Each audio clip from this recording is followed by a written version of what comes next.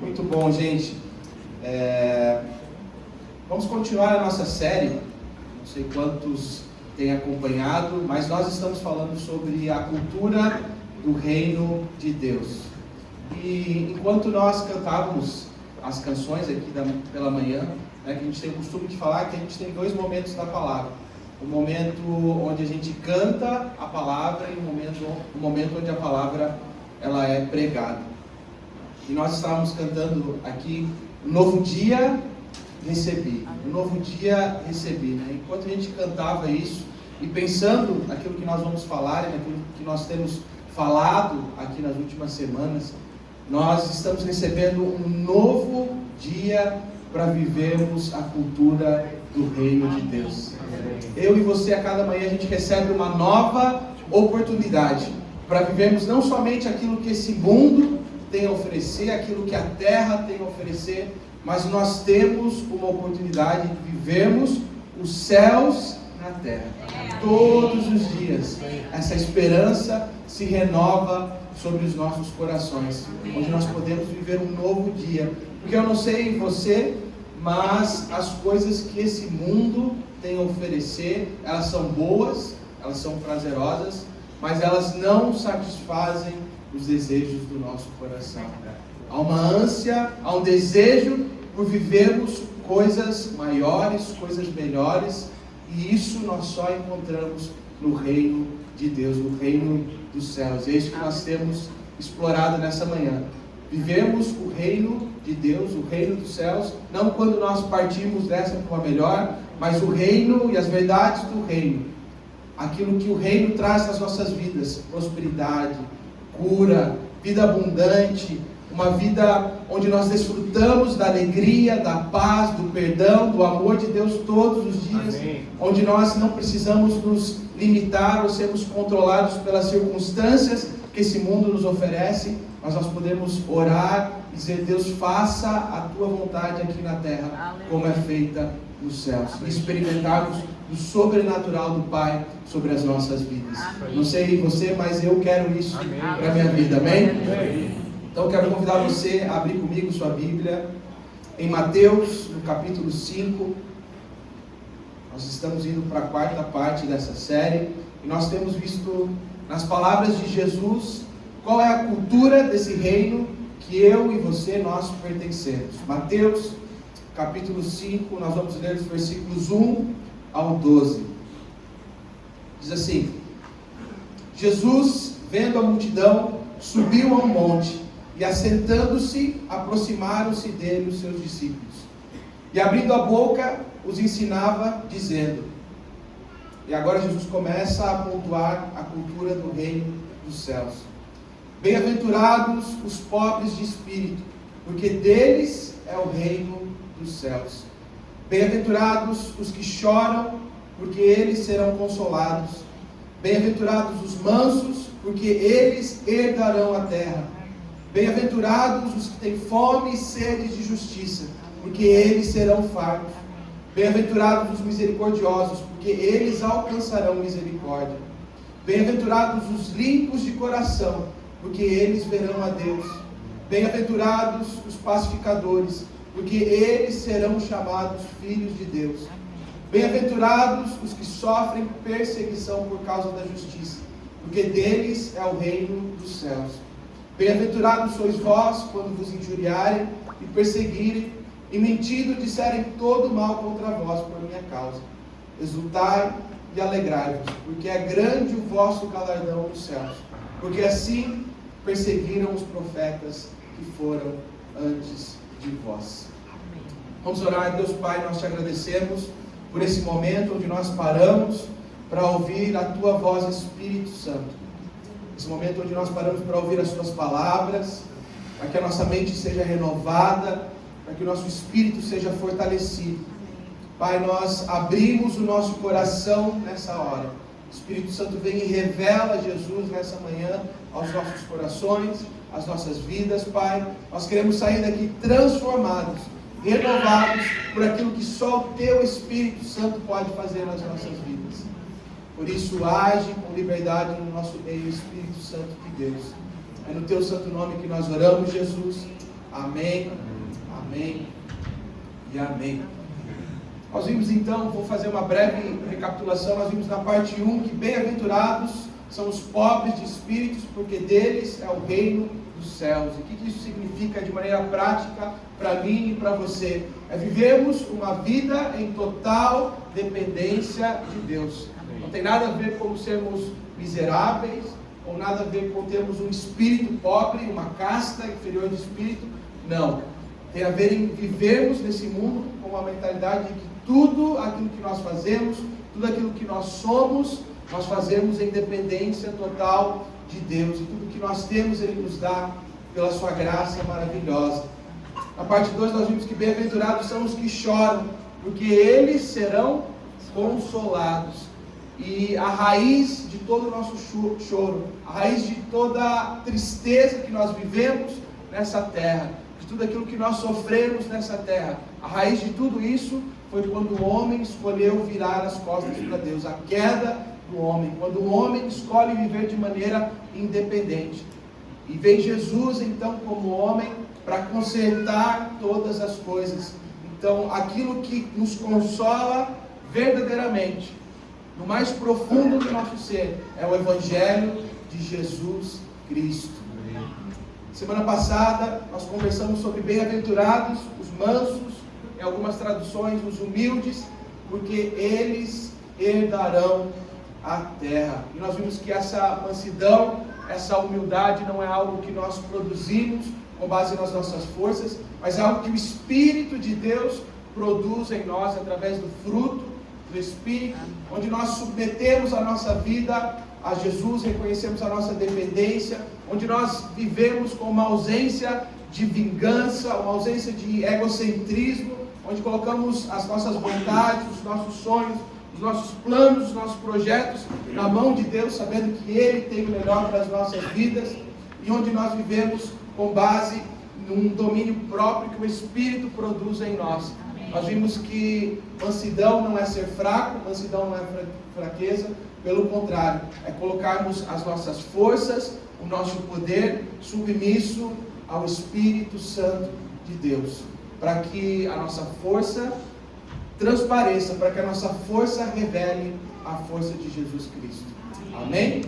E hoje nós vamos mergulhar então na quarta parte, que diz que bem-aventurados os que têm fome e sede de justiça, porque eles serão fartos. Vamos ler esse versículo juntos, Mateus 5, 6.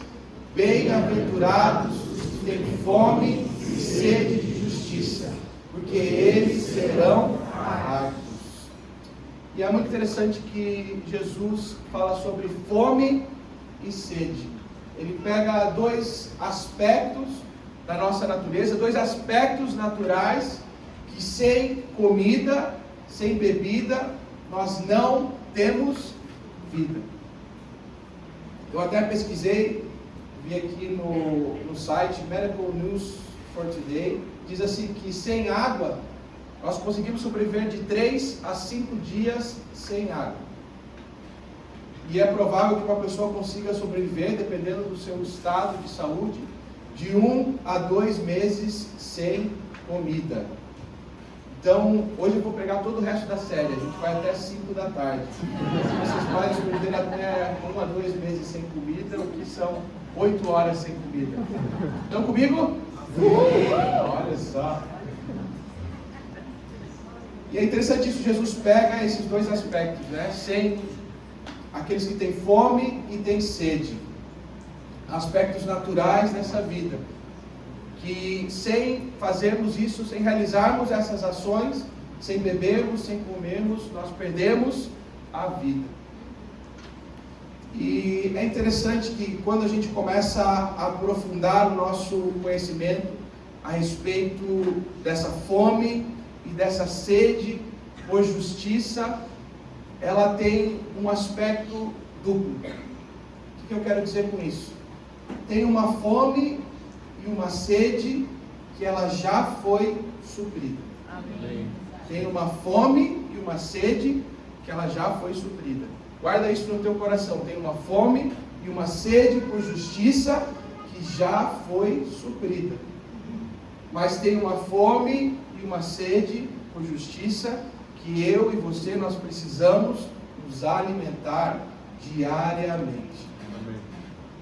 Uma moeda de dois lados: fome e sede por justiça que já foi suprida, e fome e sede por justiça que nós precisamos nos alimentar de maneira diária. E eu quero falar a respeito desses dois aspectos. Guarda esses dois pontos: fome e sede que já foi suprida, e uma fome e uma sede por justiça que nós precisamos nos alimentar diariamente.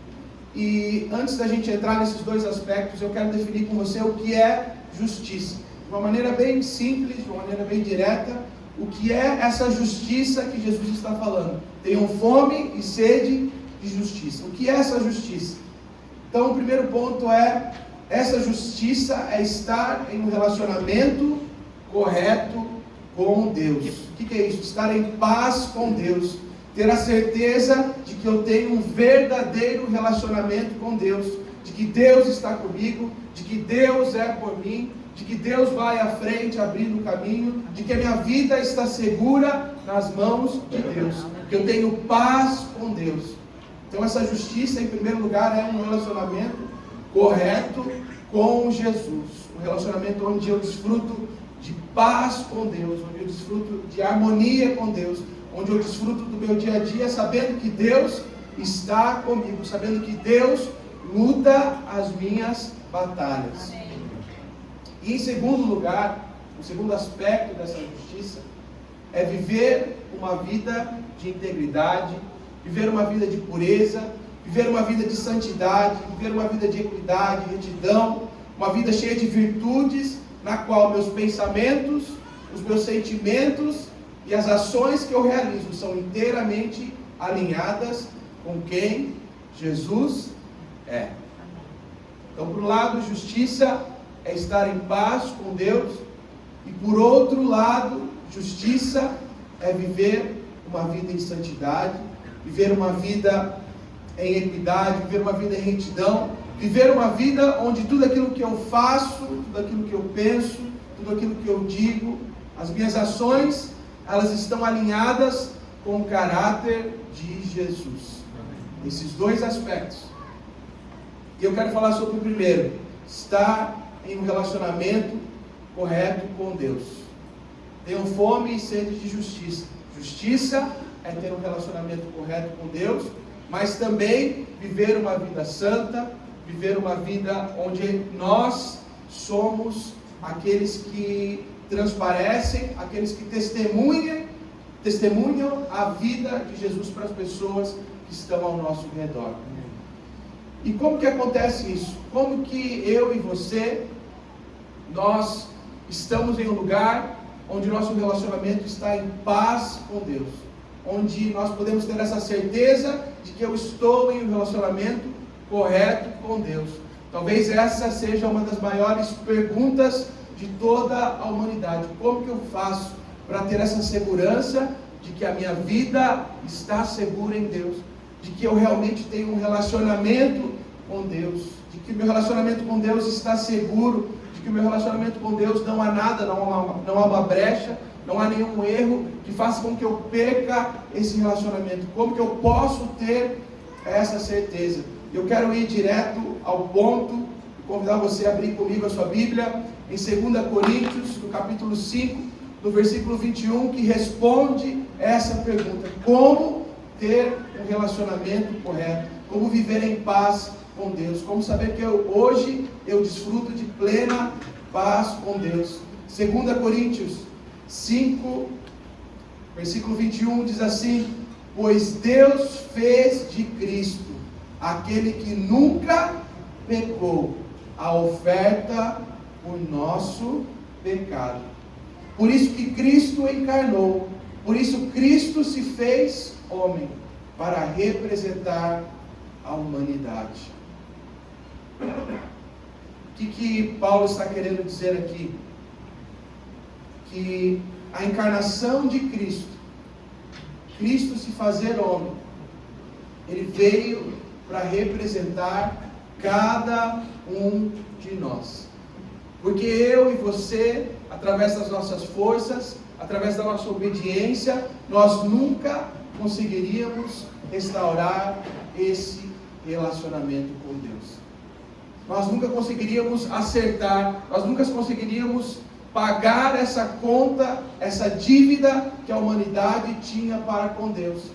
Não havia nada que eu ou você, por mais que nós tentássemos ou nos esforçássemos para realizar isso, não havia maneira como isso ser realizado através do nosso esforço. Quero ler com você também esse versículo, não sei, estou tentando abrir aqui. Alguém tem outra versão? Aí na mão? Sim, NVI. Aqui atrás tem outra versão? Não. Que bom. Ouçam as suas esposas. Pois Deus fez de Cristo, aquele que nunca pecou, a oferta por nosso pecado, para que por meio dele fôssemos declarados justos diante de Deus. Amém. Cristo, aquele que nunca pecou, se fez pecador, para pagar a nossa dívida, para que eu e você hoje, nós pudéssemos ser declarados justos diante de Deus. Essa é a segurança que eu e você nós temos dessa primeira parte, de saciar a nossa fome e sede na justiça de Deus. Essa fome e essa sede já foi saciada através da obra de Jesus Cristo. Hoje eu e você nós temos segurança do nosso relacionamento para com Deus. Hoje eu tenho segurança de declarar que Deus é por mim, não por aquilo que o Lucas pode realizar ou fazer, mas pela obra consumada de Jesus Cristo na cruz. Essa obra é o que chancela esse relacionamento correto com Deus. Olha o que o escritor de Hebreus diz, nos aprofundando um pouco mais. Hebreus capítulo 4, os versículos 15 a 16. Talvez eu vou ler uma versão um pouquinho diferente da que você tem, eu vou ler na amplificada. Diz assim: pois não temos um sumo sacerdote incapaz de se compadecer de nossas fraquezas e tentações e de compreendê-las. O que o escritor está falando aqui? Jesus, ele não é incapaz de se identificar com as nossas vidas. Jesus, ele não é incapaz de se identificar com as nossas dores, com as nossas fraquezas, com as nossas tentações. Pelo contrário, temos aquele Jesus que foi tentado, sabendo exatamente como é ser humano, em todos os aspectos, assim como nós, porém sem jamais cometer pecado. Jesus se identifica 100% como nós, para que hoje, eu e você, nós pudéssemos nos identificar 100% como Jesus é. Ele se identifica como nós, para que hoje eu e você nós possamos ter essa segurança de nos identificarmos como Ele é. Se Ele é justo, nós somos justos. Se Ele é santo, nós somos santos. Se Ele é perdoado, nós somos perdoados. Se Ele é amado, nós somos amados. Se Ele vive em alegria, nós podemos viver em alegria. Versículo 16: portanto, aproximemo-nos com confiança e sem medo do trono da graça, isto é, do trono do favor gracioso de Deus. Por isso que eu e você nós podemos ter segurança desse relacionamento. Por isso que eu e você nós podemos nos chegar com segurança diante de Deus, porque a nossa fome e sede por justiça foi saciada com o sacrifício de Jesus na cruz, a fim de recebermos misericórdia por nossas falhas e encontrarmos a sua maravilhosa graça para nos socorrer no momento de necessidade, recebendo uma bênção adequada que chega exatamente na hora certa. A nossa fome e a nossa sede por justiça, ela foi saciada através da obra de Jesus.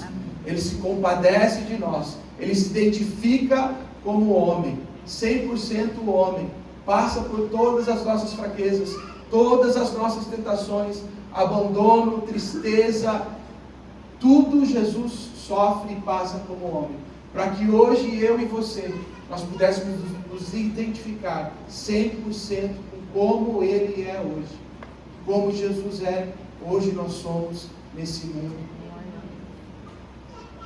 E para finalizar agora as palavras de João, que João escreveu, e aquilo que Jesus nos fala a respeito dessa fome e sede que foi saciada.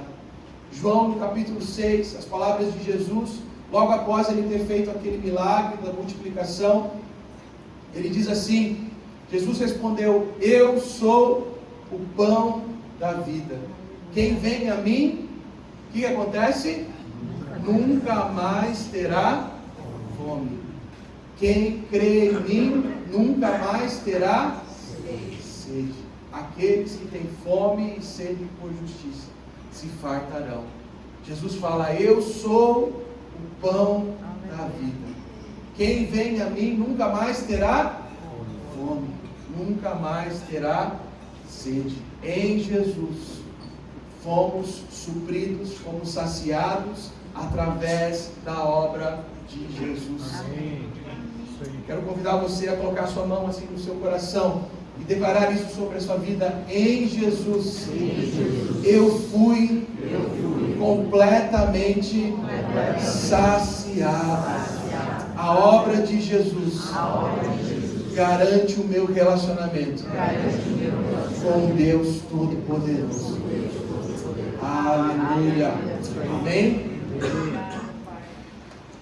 Versículo 40, João 6,40 diz assim: pois é a vontade de meu Pai que todo aquele que olhar para o Filho e nele crer tenha a vida eterna, e eu ressuscitarei no último dia.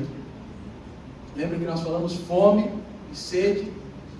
Nós precisamos disso para ter vida. Jesus está falando: a verdadeira vida sou eu. Eu sou o pão que dá a vida. Eu sou aquele que sacia a sede que vocês têm. E comigo vocês terão a vida que não é uma vida temporária, mas a vida eterna. Nossa fome e sede de justiça são saciadas quando recebemos pela fé a graça de Deus manifesta na morte expiatória de Jesus Cristo por cada um de nós. Amém? Amém? Então essa é a primeira parte da moeda, onde nós já fomos supridos, onde as nossas necessidades de fome e sede já foram saciadas, onde há fartura. Quando a gente olha para a obra de Jesus, a fartura, nós já fomos saciados por essa obra. Nós já estamos em um relacionamento com o Pai. Aqueles que declaram fé, confiança, depositam a sua esperança nessa obra maravilhosa, já foram saciados. Não há espaço para minha ou para sua meritocracia para saciar essa fome. Não há nada que eu ou você nós possamos fazer para saciar essa fome e essa sede. É 100% obra de Jesus Cristo. Nós declaramos a nossa confiança, a nossa esperança, a nossa fé nessa obra. E o que nós recebemos em troca? Fartura. Somos saciados, seguros de que nós estamos em um relacionamento com o Pai, com o Filho e com o Espírito Santo. Amém? E a gente falou dessa segunda aspecto, dessa segunda parte dessa fome e sede por justiça, onde nós precisamos suprir ela de maneira diária. Por um lado, essa fome e essa sede já foi suprida pela obra de Jesus Cristo, onde nós estamos seguros no relacionamento com o Pai, mas agora existe uma obra de fome e sede onde eu e você, nós precisamos nos alimentar de maneira diária. O que eu quero dizer com isso? Quero convidar você a abrir comigo em Hebreus, no capítulo 10, no versículo 14. Esse versículo nos dá esse panorama de que existe uma fome e uma sede que já foi saciada, e existe uma fome e uma sede que nós precisamos nos alimentar de maneira diária. Hebreus 10, versículo 14, diz assim: Porque mediante essa única oferta, essa oferta do pão da vida, essa oferta de Jesus, mediante esse sacrifício de Jesus, Ele tornou perfeitos para sempre. Aqui está a parte onde a nossa fome e a nossa sede foi farta. Ele nos tornou perfeitos para sempre. Por isso que nós podemos declarar que nós somos novas criaturas perfeitas para sempre. Você não vai chegar lá no céu e vai ser mais santo do que você já é hoje. Hoje você já é tão santo quanto você será no céu. Amém. Você não vai chegar lá no céu e vai receber uma nova dose de amor de Deus por você. Você já é tão amado quanto será no céu se Jesus voltar. Amém. Você já é tão curado, você já é tão próspero, você já é tão alegre, você vive em uma paz abundante que excede todo entendimento. Você pode desfrutar de tudo isso hoje.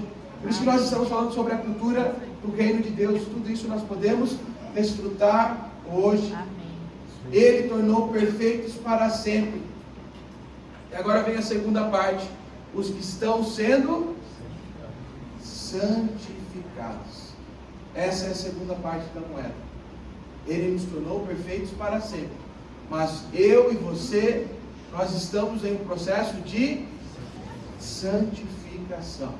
Eu e você, nós estamos num processo onde nós estamos aprendendo a viver aquilo que Jesus já nos fez. Amém. Nós estamos aprendendo a pensar, a falar, a agir da maneira como nós já somos em Cristo Jesus. Amém. Olha essa versão, esse versículo na Bíblia Amplificada diz assim: pois por meio de uma única oferta, Ele aperfeiçoou para sempre e purificou completamente. Aperfeiçoou e purificou completamente. Esses somos eu e você hoje em Cristo Jesus.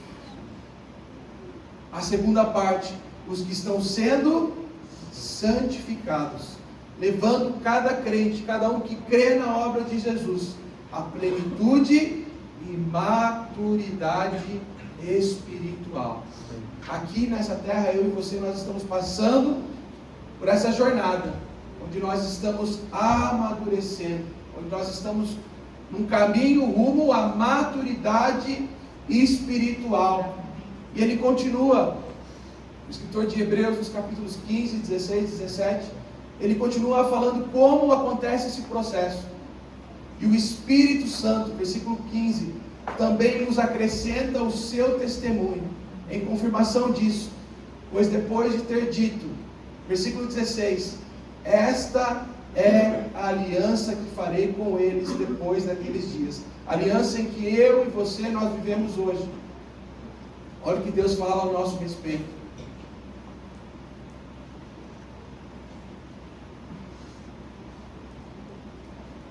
Imprimirei as minhas leis em seus corações, e as escreverei em suas mentes, produzindo uma mudança interior. Essa é a nova aliança que Deus faz comigo e com você. O que Ele faz? Ele tira o nosso coração de pedra e coloca um coração de carne. Ele escreve as suas leis no nosso coração. O que é isso de uma maneira bem prática? Ele nos faz novas criaturas e o seu Espírito, o Espírito de Cristo, o Espírito Santo passa a habitar dentro de cada um de nós. Não é mais uma mudança onde eu estou olhando para uma lei e tentando me conformar a essa lei, mas é uma mudança que o Espírito Santo de Deus produz em mim de dentro para fora. Eu coopero com aquilo que o Espírito Santo está querendo produzir na minha vida. Eu coopero com o Espírito Santo. Eu coopero com Ele. Eu escuto a voz dEle. Eu escuto os conselhos. O Espírito Santo é o nosso conselheiro. Eu escuto os conselhos que Ele tem a me dar. eu escuto aquilo que Ele tem a falar nos momentos, nos desafios que eu estou vivendo, eu dou voz, eu dou ouvidos à voz do Espírito Santo na minha vida. As situações que eu estou enfrentando, eu coloco em oração diante dele. Espírito Santo, eu não sei como agir nessa situação, eu não sei o que fazer. Às vezes a nossa alma ela aflora e os sentimentos tomam o controle e a gente precisa aquietar a nossa alma. Espírito Santo fala, Espírito Santo ministra. Eu não quero fazer as coisas da minha maneira, eu dependo de Ti, eu quero cooperar com aquilo que Você quer realizar através da minha vida. Então, em primeiro lugar, como que nós caminhamos nessa maturidade? O Espírito de Deus vem e habita em nós e nos conduz a esse lugar de maturidade. E em segundo lugar, no versículo 17, diz assim: e dos seus pecados e das suas iniquidades não me lembrarei mais, não mais lhe imputarei os seus pecados. Então agora você tem a pessoa do Espírito Santo habitando em você, e você tem um respaldo da parte de Deus. Lembra que nós falamos que justiça é estar em um relacionamento correto com Deus? Deus está olhando para cada um de nós e falando: da minha parte, vocês não devem mais nada. Amém. Porque Jesus pagou a conta por completo. Amém. O Espírito produzindo maturidade em nós e Deus chancelando: eu estou em paz com vocês. Eu não tenho nenhuma condenação contra a vida de vocês. Eu não tenho nenhuma acusação contra a vida de vocês, porque Jesus levou sobre si todos esses pecados, todas as iniquidades. Jesus levou, crucificou a velha natureza de cada um de nós. E eu quero fazer com que você se imagine agora sentado numa mesa, seja num café, seja num restaurante, e você está ali com o apóstolo Paulo. E você está conversando sobre isso com ele. Apóstolo Paulo, como é que eu faço para saciar essa minha fome e sede de que cada dia eu quero que a minha vida seja mais semelhante à vida de Jesus? De que cada dia que as minhas palavras, os meus pensamentos, as minhas atitudes sejam semelhantes a Jesus. Que cada dia mais a luz de Jesus brilhe através da minha vida. Imagina você ali tomando um café com o apóstolo Paulo, talvez ali na Ecatarina, ali na esquina, e você faz essa pergunta para ele. E é mais ou menos essa a resposta que Paulo daria a nós.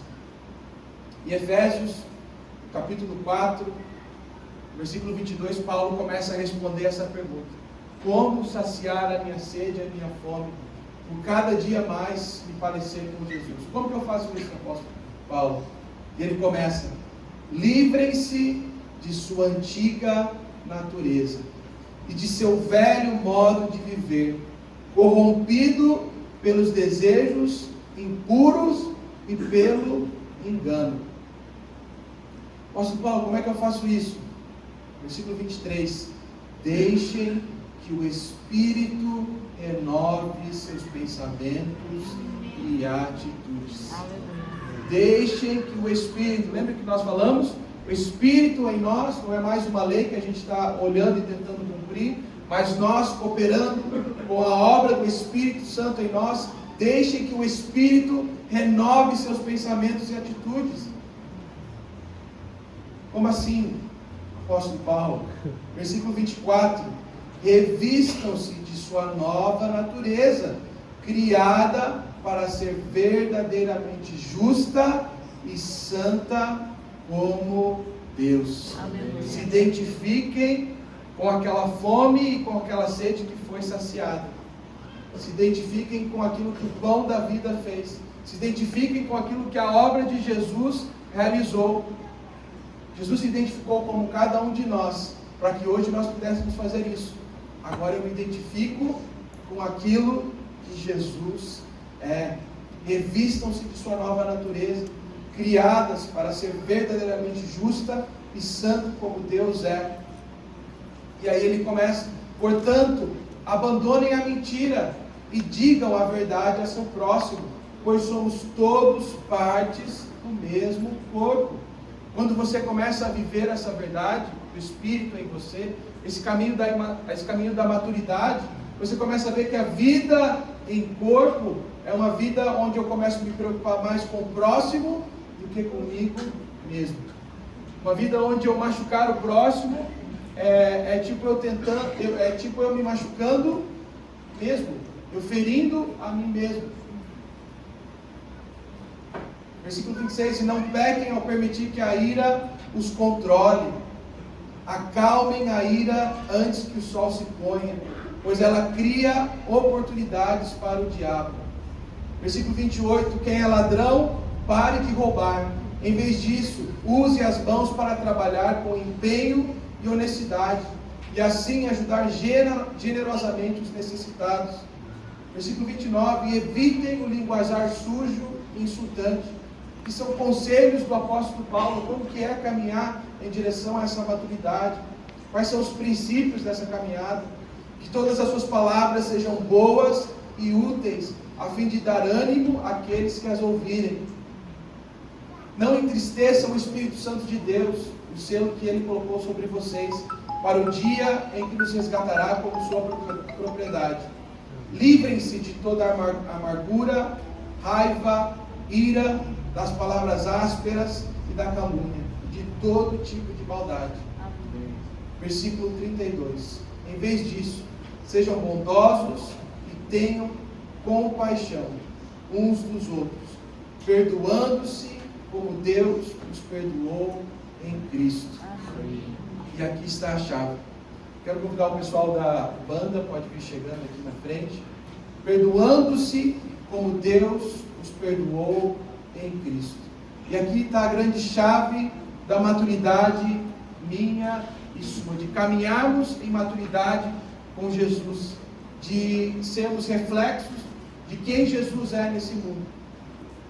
Eu preciso perceber, eu preciso de revelação do Espírito Santo sobre a minha vida, daquilo que Jesus fez por mim, para que através daquilo que eu vejo que Jesus fez por mim, eu faço para as pessoas que estão ao meu redor.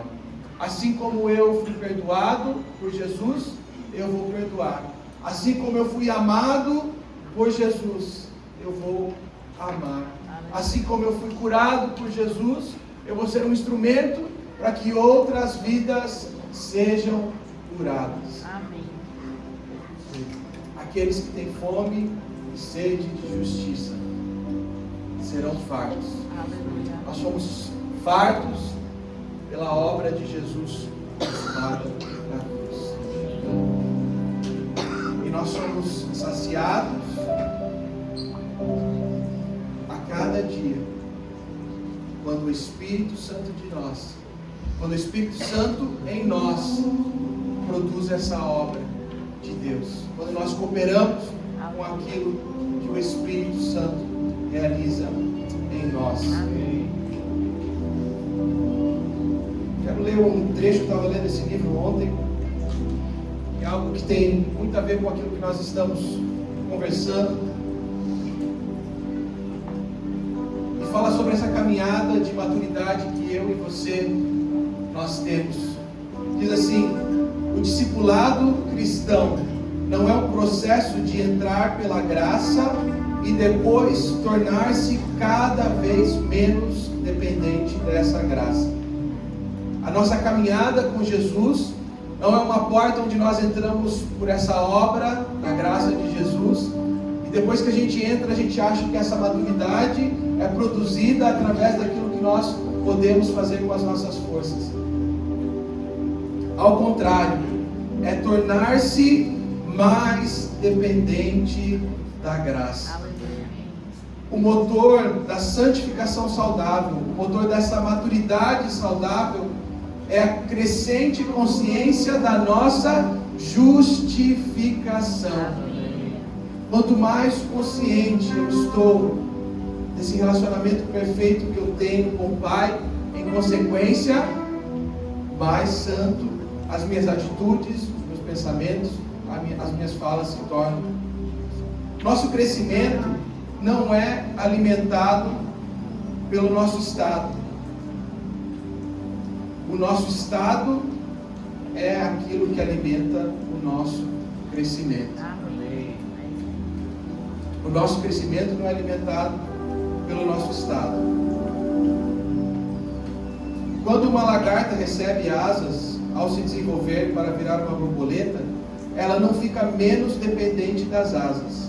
Ela fica cada vez mais dependente, aprendendo a usá-las cada vez mais. Quero convidar você a ficar de pé nessa hora.